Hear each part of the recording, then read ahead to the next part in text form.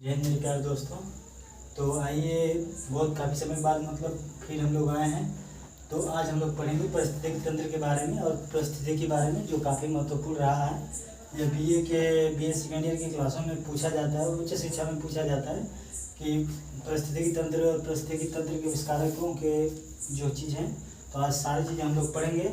आप लोग से अनुरोध है कि नया आए तो कृपया चैनल को लाइक करें, सब्सक्राइब करें। आइए शुरू करते हैं। परिस्थितिकी पहले परिस्थिति का आविष्कार हुआ, फिर बाद में जब बना तो क्या बना, परिस्थितिकी तंत्र बना।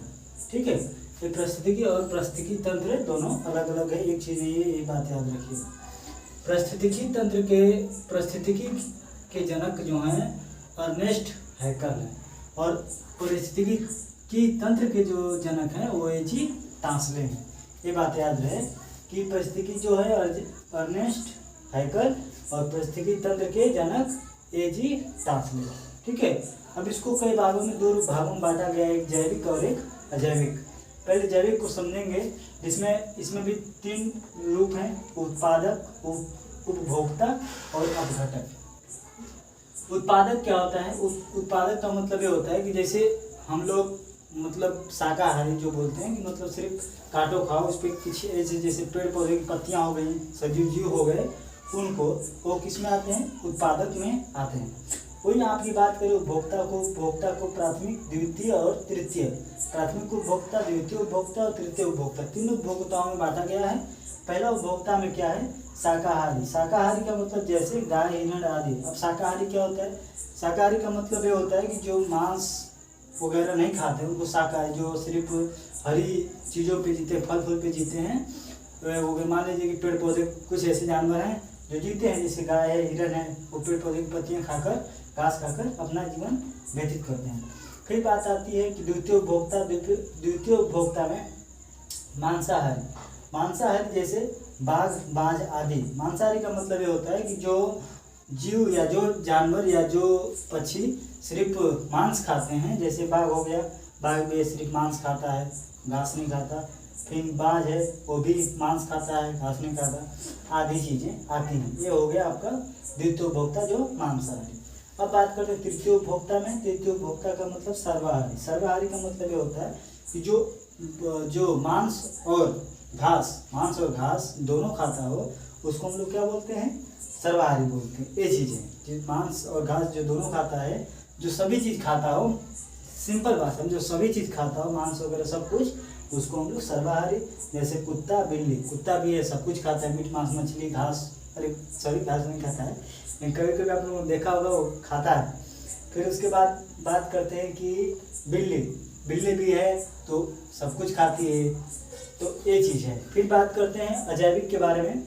अजैविक क्या है? अब अजैविक को भी दो भागों में बांटा गया है, कार्बनिक और अकार्बनिक।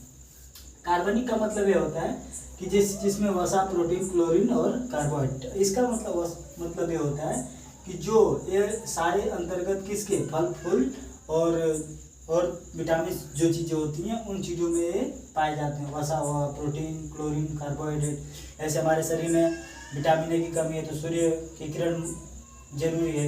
इस तरह से विटामिन ए, विटामिन सी आदि चीज़ों की हमें आवश्यकता पड़ती है। तो ये चीज़ें कार्बनिक, वसा, प्रोटीन, क्लोरीन, ये कार्बनिक चीज़ है।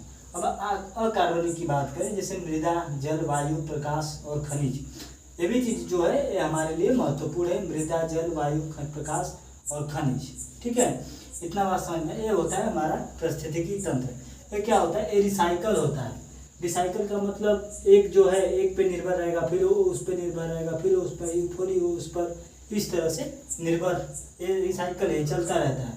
जैसे सांप है, सांप कीड़े को खाता है, फिर सांप को बाज खाता है, बाज को कोई और खाता है। इस तरह से ये रिसाइकल है, ये चलता रहता है हमेशा। ये प्रकृति का नियम है, ये चलता रहता है। यहाँ पर बिना किसी को खाए जीवन व्यतीत नहीं है।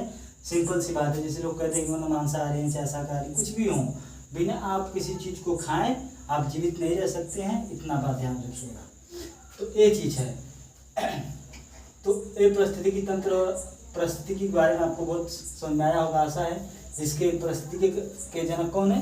अर्नेस्ट हैकल। और पारिस्थितिकी तंत्र के कौन है? एजिटासिल। ठीक है, इसको दो भागों में जैविक और अजैविक के बांटा गया है, शाकाहारी, मांसाहारी, सर्वाहारी। ये सारी चीज़ें आपको समझ में आ गया होगा। तो ये चीज़ होता है कि ये प्रकृति का दिन मतलब रिसाइकल करता रहता है, चलता रहता है।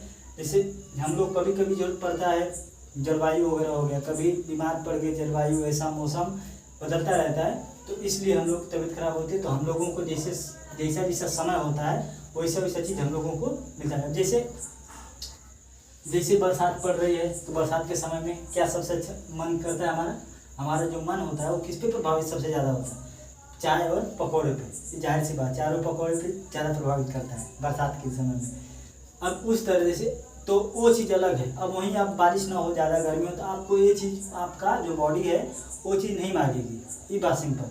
फिर उसी के जगह पे जैसे कि मौसम होता है आम का सीजन आ गया, तो आम खाने जैसे ही सीजन गया तो बिल्कुल मन नहीं करता, मिलेगा भी तो मन नहीं करेगा आम खाने के लिए। तो ये चीज़ है, जैसे हमारी मतलब बॉडी जिसमें डेवलप होती है वही चीज़ हमको समय अनुसार हमको ज़रूरत पड़ती है, और चाहे कुछ भी हो वो हमको करना पड़ता है, चाहे शाकाहारी हो चाहे मांसाहारी हो। ठीक है, इतना बात समझ में आया होगा। मुझे आशा है कि आपको समझ आएगा। इसके लिए वीडियो देखने के धन्यवाद। जय।